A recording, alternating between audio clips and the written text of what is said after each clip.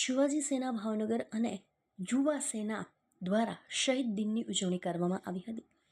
તારીખ 14/2/2025ના રોજ શિવાજી સેના અને યુવા સેના દ્વારા વેલેન્ટાઇન ડે નહીં પરંતુ દેશની રક્ષા કરનાર જવાનો જે જમ્મુ કાશ્મીરના પુલવામા શહીદ થયેલા દેશના સપૂતોને શ્રદ્ધાંજલિ પુષ્પાંજલિ આપવામાં આવી હતી અને આજના દિવસને શહીદ દિન તરીકે ઉજવવામાં આવ્યો હતો.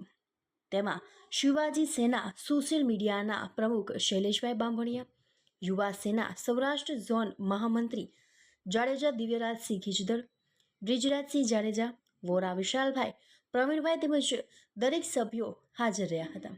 અને અમારા દ્વારા લોકોને સંદેશો છે કે આજના દિવસને વેલેન્ટાઇન ડે નહીં પરંતુ શહીદ દિન તરીકે ઉજવવામાં આવે કે જે જવાનો આપણા માટે રાત દિવસ સૂતા નથી અને